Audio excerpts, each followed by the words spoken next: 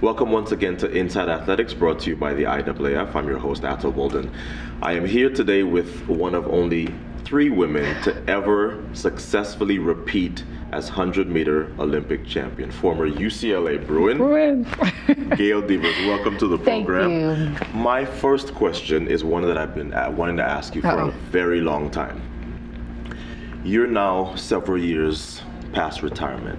Do you ever look back and think, how crazy is it that I have 2 Olympic gold medals in the 100, but not a single Olympic medal in the hurdles, my favorite event? You know, I actually have never thought about it. I think I just like challenges in my career, and the hurdles was that challenge for me. It was the one thing that kept me going, and I always tell people that had I accomplished in 1988 the gold medal in the hurdles, I would have retired. I would have been a school teacher. Really? I would have retired. So God has its purpose, you know, and for me, that was my pursuit. Every time it was snatched away, it just allowed me to keep doing it, and I was considered a hurdler and not a sprinter. So the irony for me was that, okay, well, for somebody who's not considered a sprinter, I think I did pretty good. So I can't be upset about the rest of it. It all just kind of falls into place. A quick glance to the UCLA media guide and just looking at the top 10 of all time.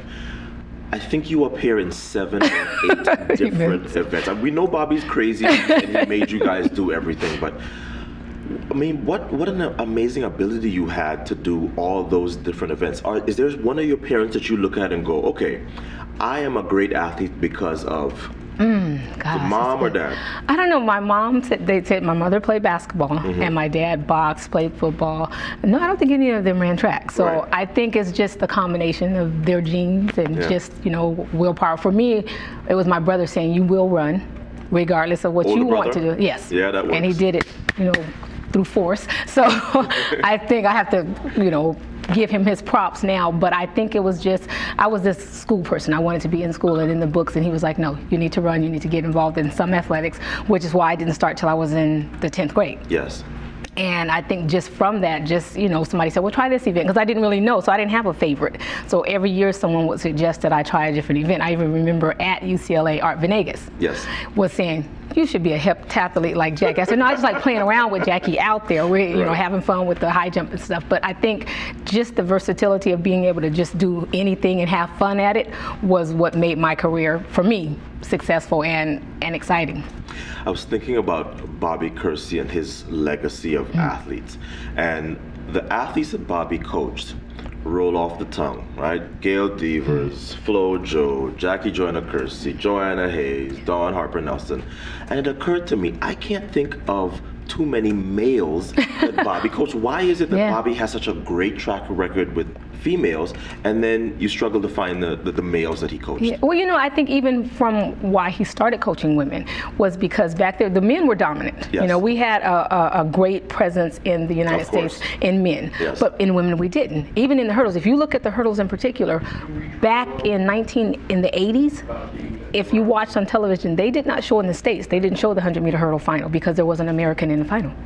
And I remember saying I wanted to change that. Right. So it was, you know, and he just has this rapport. Now everybody can't be coached by Bobby, as you know that. You've been across the track. So it takes a certain chemistry, but I think you have to know Bobby is to love him and to understand that, look, you know, he's going to get the best out of you. If you give him your best, he will return, you know, the same. And so I just think we've had some men. I mean, you know, we've had a couple men out there and they were successful, but I think it was his mission to coach women and to bring women to the forefront of where the men were. And he did a great job. He's still doing. Let's talk about your event for a while. Well, your hurdle event. It's the event that I probably love to cover on television the most because they run against each other all around the world. It's always a competitive race. And quite frankly, there's such parity in your event that every year there's a different winner. If we go back to 2008, every single year there's been a different world champion, Olympic champion. Right.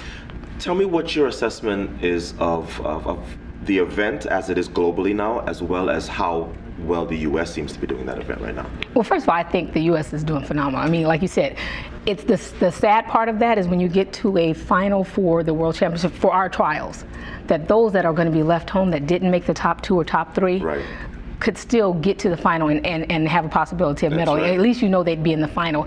And just the rules say that we can only take 2 or 3, depending on what it is, indoors or outdoors. But I think that since 2008, we have made such tremendous strides in the hurdles. I mean, people are learning. I think in the past it was, oh, this is a rhythm race, we 1, 2, 3, 1, 2, 3. And now people are like, okay, I remember being talked about because I was sprinting. I'm like, I think I want to use whatever my God-given speed is. Yes. And take it over the hurdle, and people are like, no, you can't do that. And I'll be honest, there were times I got into trouble with that, but I don't regret it. And now I see people hopping in the 100, working on their speed work, and I think now they're challenging themselves in the hurdles, and we see, the benefit of it is that the United States benefits from that, because they see that there are tons of women out there that are challenging. Like you said, there is no great favorite. Yeah. There's a favorite this year, and next year you just don't know, because everybody's making tremendous strides. And there's 10 hurdles, and let's say you made a mistake on one and you times that by whatever, you're out of the race. Or if you multiply that because they did something on the positive side, their time drops tremendously. So I think that people are just learning this event and saying, hey, I can do this. So I think that we have a great future in it. I would love to see there be somebody that remains dominant, yes, because I think that's going to be the legacy that they leave. When they figure out that this is my event, I can own this event if I really figure out what to do and not be afraid of my competitors, not be afraid to race, and do what I have to do every single time I step on the track. I think in the past that was what kind of was the excitement, is like, okay, is somebody going to come up and displace this person who we know to be the winner? And now it's like, I don't really have a favorite, I just like the event because you just don't know. But so there's a positive and a negative on both sides of it. But I'm excited because I've become a fan. I really have. Since I've retired, I have become a fan of track and field, because when I was competing, it was get to the meet, get to my room. Singular focus. Yes, I mean, everything was boom, boom, boom. I even had my bathroom breaks timed out. So now I am a fan. Right. I'm a great fan of track and field, and I actually set my time. If I have to watch it online, whatever, I set my time. I'm a real fan now. Yes, I want there to be this sport that my kids can look and appreciate, and they're able to do it with me, because they will remind me, Mommy, this event is going off. And it's not just the events that I competed in. I love all the events. I mean, from the distance. I mean, because now I can actually sit there and enjoy it. And it's like, okay, I always root for the underdogs, just because I love to see people, especially in the distance races, with heart. Yeah. Come from behind and win, or come from behind, just to show that at the end I'm not going to give it up. I don't care if you're 5 miles ahead of me. Right. I'm really going to run to the finish line. So I love the sport. Now, I mentioned at the top that you were one of 3 women to be 2-time Olympic 100-meter champion. While Mia Tyus was the first, you were the second. And now we have Shelly Ann Fraser-Price of Jamaica, who has done 2. And she's going for 3, awesome, which would, of course, put her in very exclusive company. It occurred to me that you were probably somebody who maybe could not or has not communicated with her, but if you could, what would you tell her about getting ready for that defense of her 2 Olympic titles? Right. Well, first of all, not to concentrate on it. Really? It is. I mean, I think things happen when they're supposed to. And if you go out there and say, I'm going to break the world record in this event, okay, it usually doesn't happen. But if you let it, all she has to do is train. And what gets you there keeps you there. And for the last 2 Olympic Games, she's known what to do. That's right. When to do it, and how to show up. So now all she has to do is the same thing, that same philosophy, but now when she gets there, show out. And that will put her in that exclusive that nobody has touched that realm ever again, and it'll be a long time before somebody gets to that point again. Yeah, it's going to be a difficult one to duplicate. Now, anybody who followed your career knows that you were known for your extremely long and flamboyant nails. So I'm looking at your nails now. The nails look a little shorter, closer to normal look.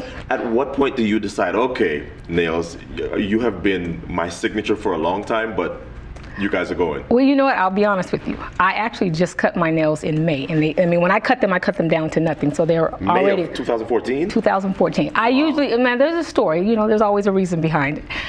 The reason that I let them grow long in the first place was because of my Graves' disease. Yes. So, and it took almost 3 years to get diagnosed, so I let them grow for 3 years, and that's why they were like, curly fries. So, but now I do a lot of work at my kids' school. Right. I'm up there, I'm like, the volunteer. Yeah, it's the kids. And it's not actually my kids, but it's the kids at the school who have started doing research and stuff, and they're like, Miss Stevers, so will you grow your nails? So last year they asked me to grow my nails, and I started growing them, and I said I'd grow them to the end of the year, and at the end of the year, I cut them.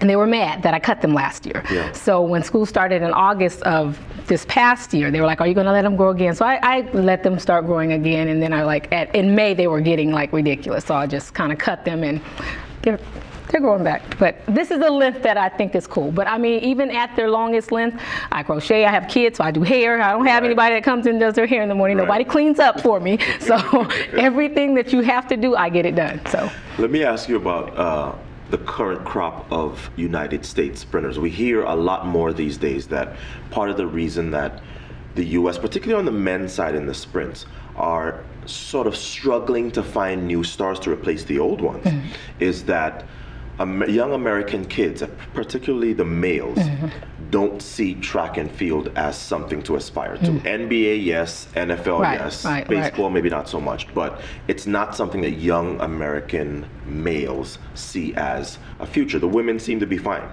What do you think can be done to sort of rectify or address that situation? I think it's exposure. I mean, I think what you're doing now is great because we didn't have this. I mean, back in the day, but that's all you had. The cheapest sport is track and field. Yeah. I mean, let's be honest. You know, get some spikes or no spikes, you know, based off of Zola Butt, and just get out there and you can run, and it's about speed. But I think, like you said, they see the dollar signs in the other sports, and it's well publicized what these people make, and they're like, I could do that. I'm going to do that. I mean, there are people in football who have great potential in track and field, but they've left track and field to go to football. That's right. You know, so I think, like you said, with the women, it's kind of like, okay, this is what you do, you know, and they think, oh, okay, it was probably more lucrative in track and field than maybe basketball or something like that. So they'll tend to go to that particular sport. But I think exposure, I think, you know, getting it out there, continuing to publicize it, letting people know that there is still a sport.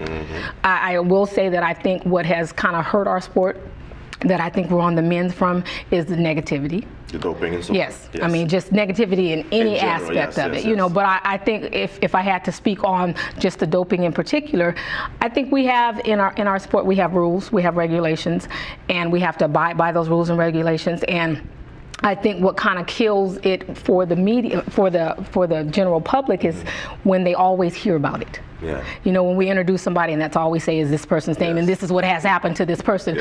But if you look at our rules and regulations, if this person has served a suspension or whatever they've done, then just like in law, you go to jail, you serve your time, when you come out, they say you deserve a second chance. Okay, so let's not forget about it, but let's not keep harping on it, because not so much for that person, but for our sport, because then we talk about the sponsors who want to pull out because they're like, okay, this whole sport is probably full of whatever negativity, and there's this cloud that reigns over them that we've got to do something about. But I think it's not just that. That's one aspect. Obviously, it's an equation, and that's, you know, the 2+, and then we've got just how much do we see of it, you know? And I mean, in Europe, we're great. In the United States, we're trying to get there, and we're doing better, but we have to keep doing a great job of working together with the organizing committees of all, you know, national governing bodies, so that we can put on meets, so that people can see about them and hear about them. And I think it's also reaching back and what you've been doing, dealing with our legends. You know, so it's like in life, you talk about if you don't know your history, then you're doomed to repeat it.